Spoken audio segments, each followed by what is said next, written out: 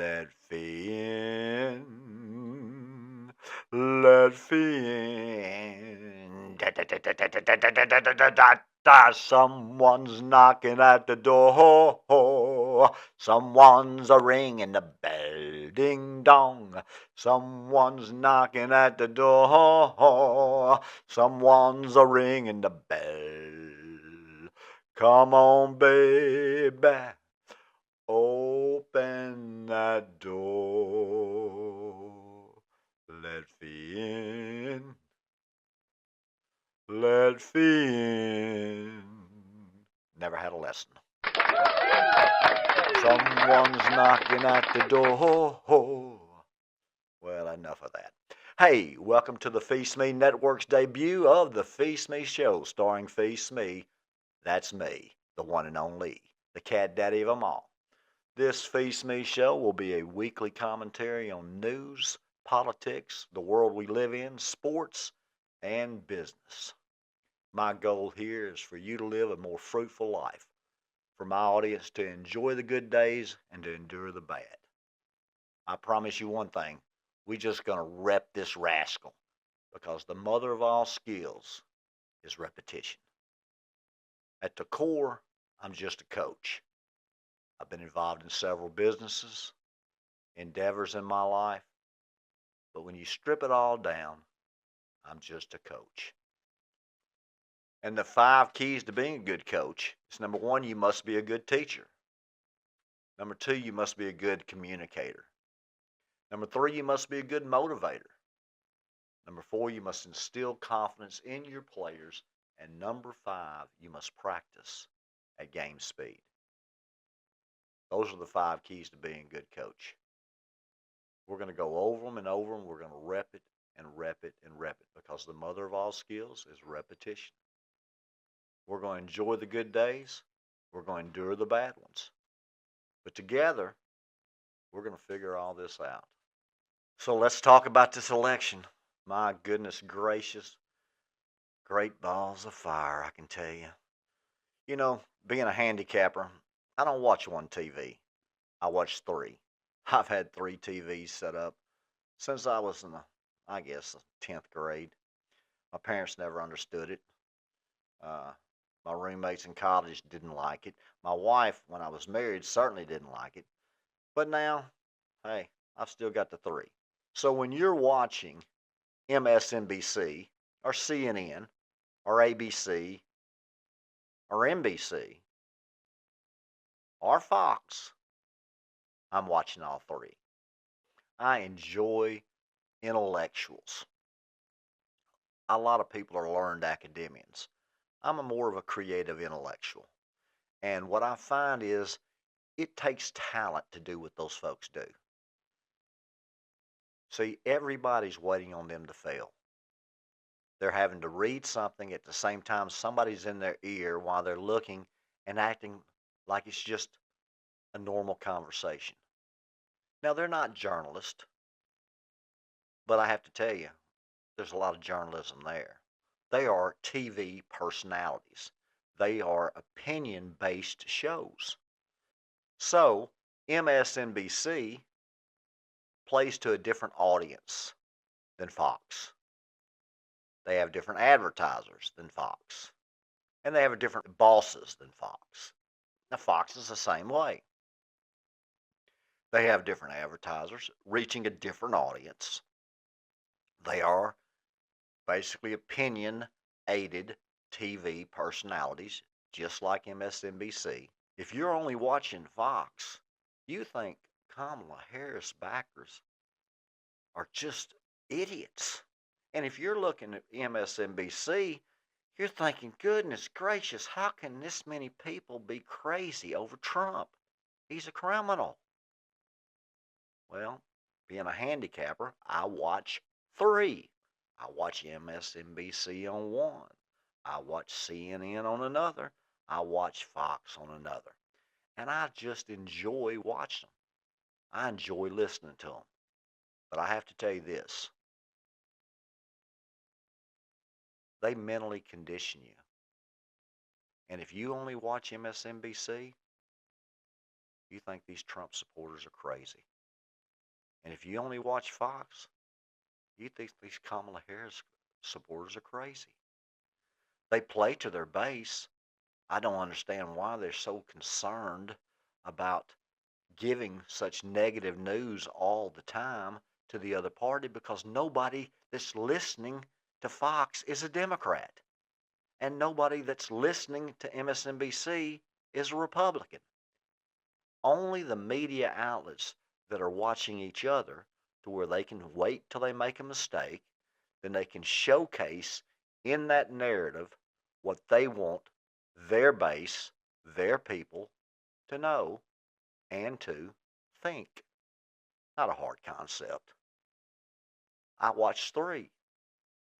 Now, during football season, I've got Oregon USC on one of them, and I've got South Carolina Texas A&M on the other one. I've got Arkansas Ole Miss on the third one.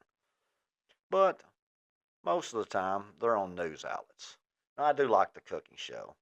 I promise you, the Food Network, and Mayor, we're tight. Uh, although, a lot of people live to eat. With the Fee bird sickness, well, I eat to live. So it's a lot of roasted chicken, a lot of steak, and a lot of fish. Today we're talking about that election, and that election has got these folks going nuts. MSNBC will call Kamala Harris as the next president of the United States. Fox will call Donald Trump as the next president of the United States. Now, it's a 50-50, 49-50, 48-49 race. A lot of swing states. Who knows what can happen, because they got the old margin of error of 3.7. Let me tell you something. They can make those numbers look any way they want based on the polling. The only polls that matter are the final ones. It doesn't matter if you're leading in the first, second, or third quarter. What matters is when the clocks are zero, you have won the game. And you think these folks are just going to shake hands and say good game? No, not even close. There will be an absolute bloodbath in the courts that will spill over into the streets, because this margin of error is going to be so close that each side is going to call foul on the other one. Election fraud. Never again in the United States of America's future will there be an election that's not challenged in the court. That's what I told someone 18 months ago when they asked, who will win that election, Phee? And I said, Donald Trump's going to win the election, but he'll never take office without a bloodbath. So what happens after the game, after November 5th?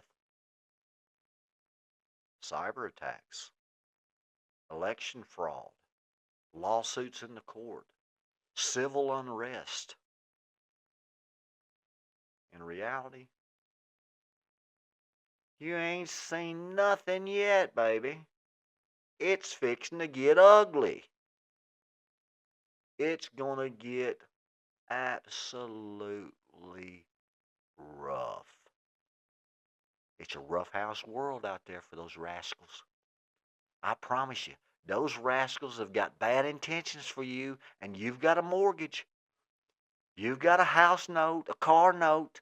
You've got utility bills to pay. You can't afford groceries since Mr. Biden, he actually threw $6 trillion in the dadgum economy.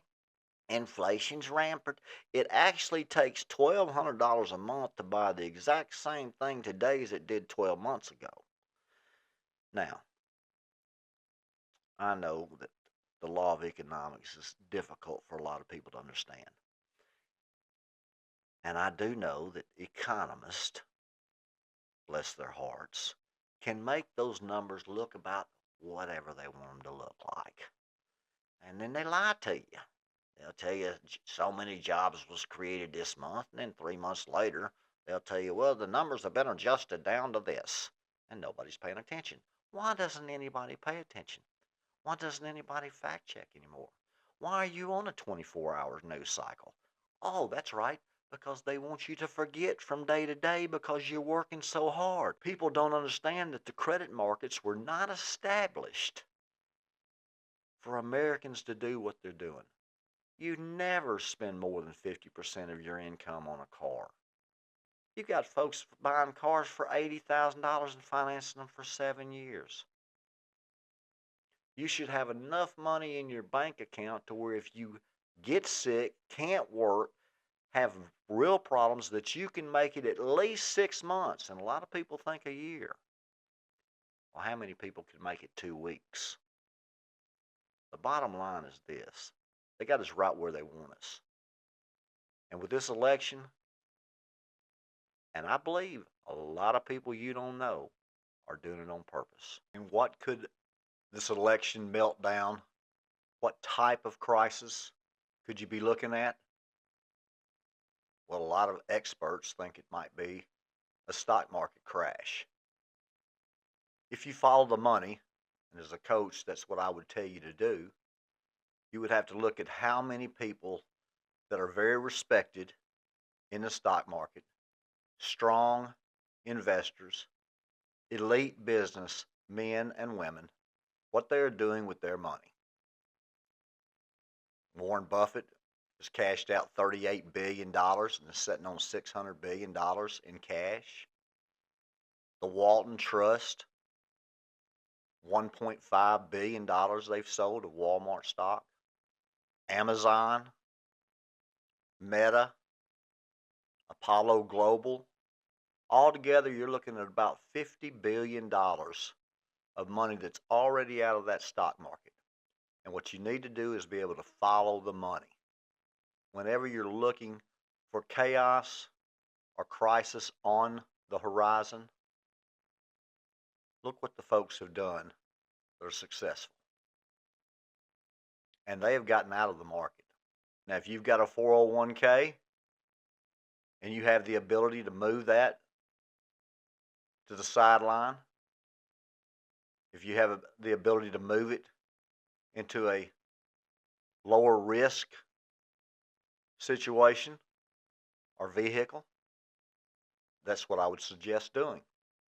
Now, if you can't, you can always short the market, as you can make just as much money when the market goes down as you can when it goes up. That's in the futures market. Everybody else's play will be gold, of course. I can remember when gold was $300 an ounce. Now it's about $2,400 an ounce. The stock market's been propped up because of this AI. These AI stocks are already approaching the same as the internet stocks were back in the 1990s.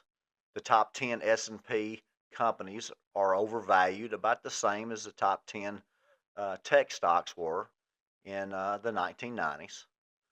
There's definitely going to be an adjustment. There will definitely be a correction. Now, how large a correction, I don't know. But a stock market crash, the devaluation of the dollar, when you look at all of these illegal immigrants that have come into our country, if 1% of 15 million people have bad intentions for us, that's 150,000 people. And basically, the law of large numbers tells you that there's probably more than 1%, but there's 30,000 that are sex offenders and murderers that have come across. This is not Ellis Island, but if only 1% have bad intentions, that's 150,000. And we have the greatest intelligence people with the CIA and the Homeland Security, and they will, I'm sure, be able to stop about 99% of those attacks. And if they're successful in stopping 99% of those attacks, you'll still have 150 people that go ahead and succeed in what they're trying to accomplish, with that being bad things for America. So be on the lookout, protect your children.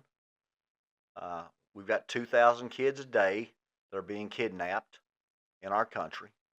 This fentanyl is a serious problem, and we're going to continue to have to develop relationships on the border to stop China and Mexico and the cartels from bringing that fentanyl in. It is not cocaine. It is not heroin. It's much worse than crystal meth or crack. You're talking about killing children in our country at the rate of a 737 plane crash a day. That's 260 people a day right now being killed by fentanyl. 15 months from now, it'll be 3,000. So we do have some serious problems in this country. If we can get a transfer of power that's peaceful, we'll have a whole lot better time of dealing with these other problems. We will win the game.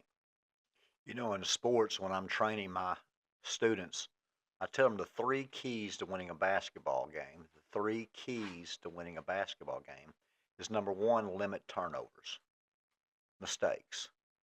See, every time that you turn the ball over, that eliminates an opportunity for you to score. So you only have so many possessions in a game. If you turn the ball over, you eliminate one of those possessions without having an opportunity to score. Number 2, you must out-rebound your opponent. See, every time that you shoot the ball and you get the rebound, you get another opportunity. You get another chance to score. But if they get the rebound, they have eliminated one of your opportunities, one of your possessions to score. So you must be able to out-rebound your opponent. And number 3, you must make your free throws down the stretch. You know, nobody remembers if you miss a free throw in the second quarter. But what does down the stretch mean? Well, in a horse race, it's the last turn to the finish line. But in the game, it's when you're winning and your team has a decided advantage. Well, the other team, the other coach, is going to foul on purpose. What does that do? That stops the clock, sends you to the free throw line. If you make your free throws, they can't catch up. But if you miss your free throws, they go down and score, then they have the opportunity to catch up and to win in the final minutes of the game. So you must be able to make your free throws down the stretch. If you want to win a game, do those 3 things. Limit turnovers, out-rebound your opponent, and make your free throws down the stretch. Now that's like it is in life too, our business. You're going to have to eliminate mistakes, number 1. Number 2, you're going to have to make the most of your possessions, the most of your opportunities.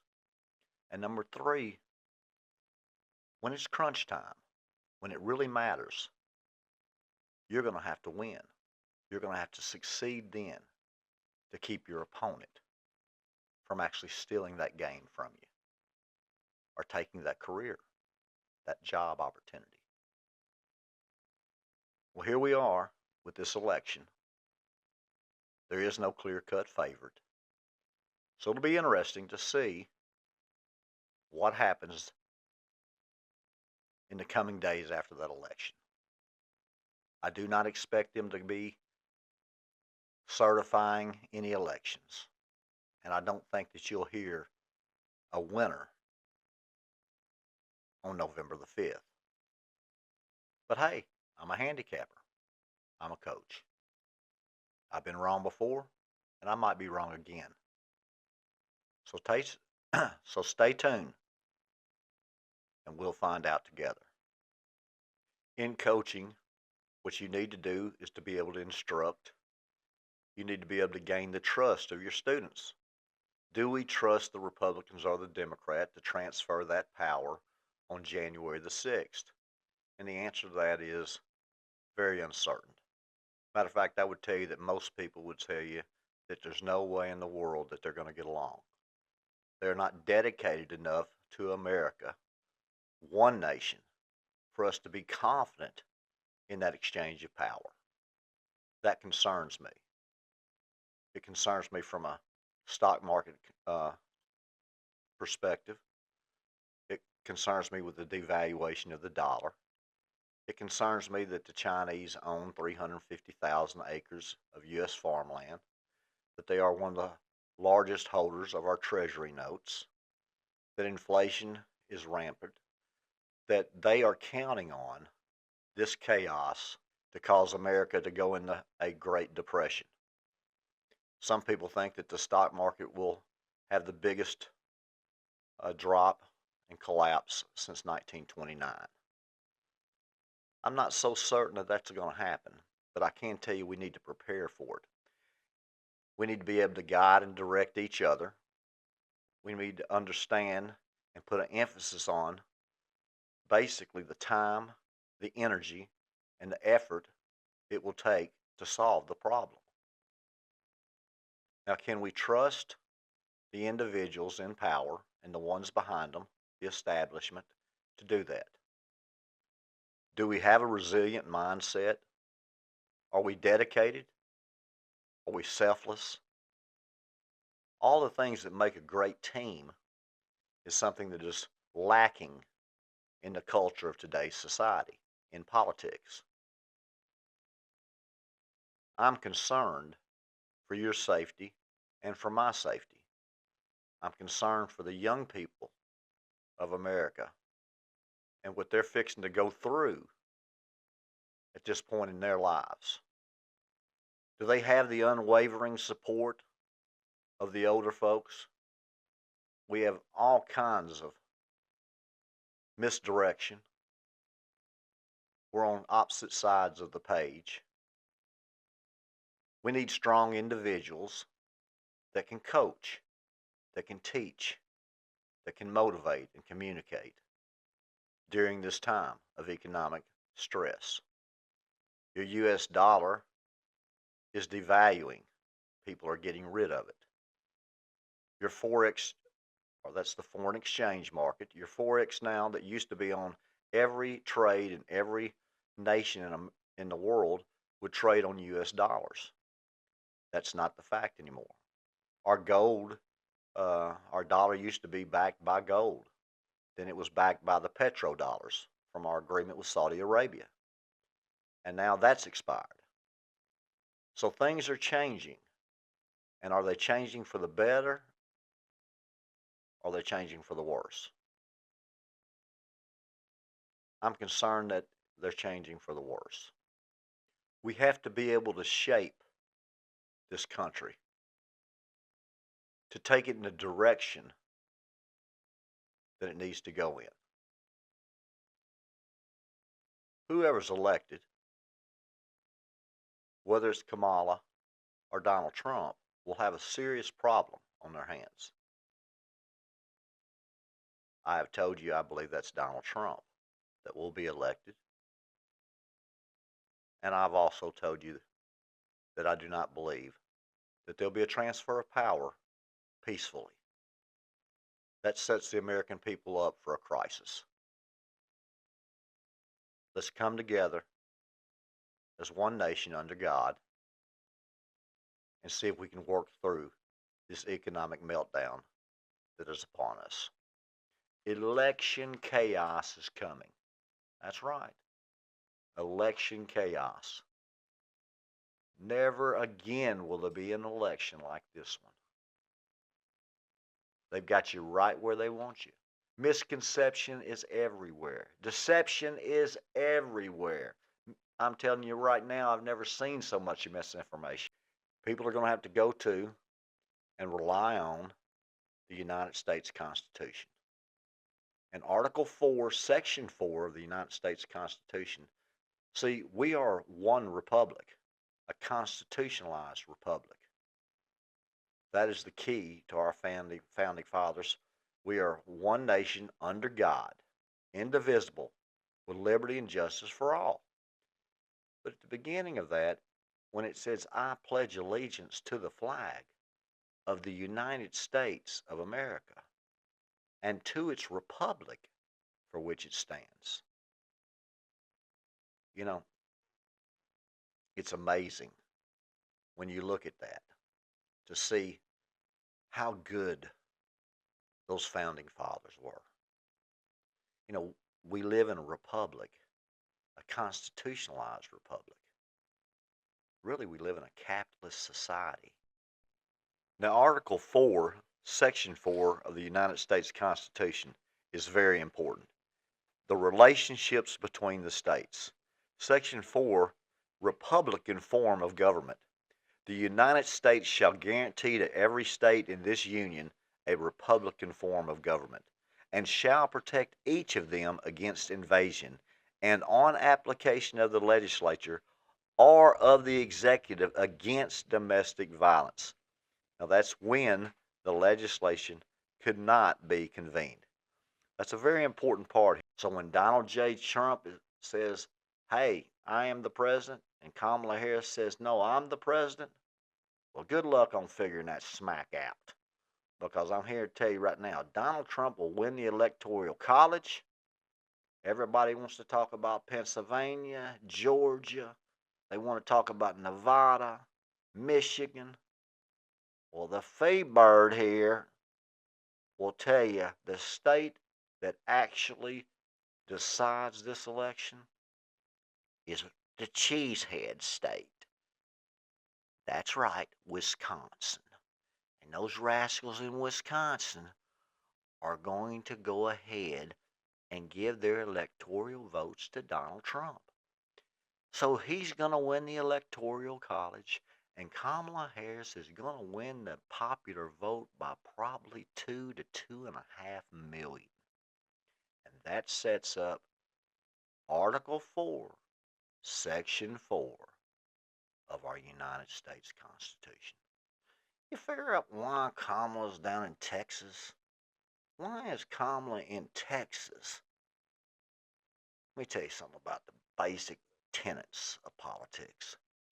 If the Republicans don't win Texas, Florida, and Ohio, and the Democrats don't win California, Illinois, and New York, it's a landslide election.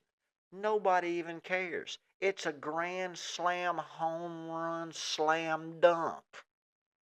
You gotta have the Democrats win California, Illinois, and New York. You gotta have the Republicans win Texas, Florida, and Ohio. And that, folks, is exactly what's going to happen. So why are you spending hundreds of millions of dollars in Texas? Kamala, I'll tell you why, folks. The United States Congress,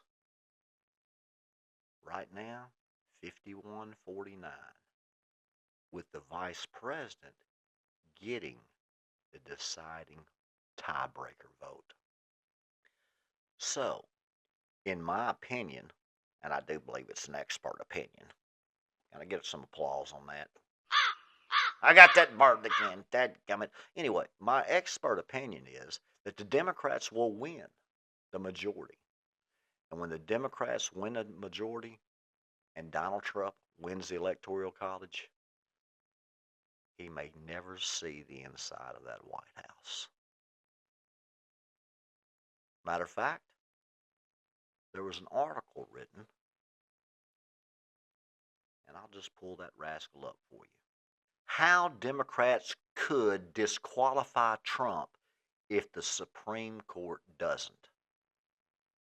Without clear guidance from the court, House Democrats suggest they might not certify Trump on January 6th. Well, I tell you what, somebody that supported defunding the police, here's what I think. I think we ought to triple the salary of the police.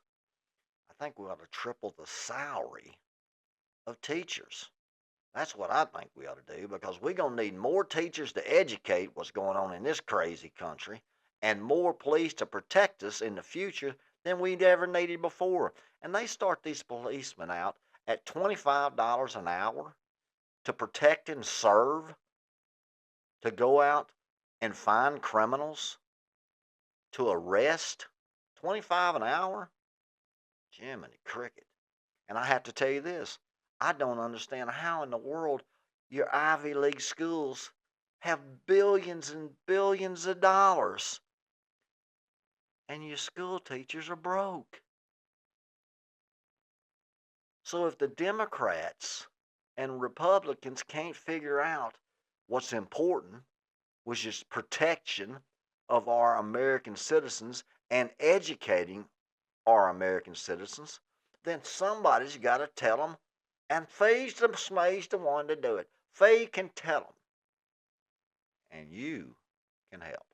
Vanity Fair says Trump 2024, why the ex-president should never be allowed within 1,000 feet of the White House again. That article was published in July of 2022. The Grabian reports Jamie Raskin wants to use the 14th Amendment on January 6, 2025 to keep Trump out of the office even if he wins. So what is the 14th Amendment that Mr. Raskin's talking about?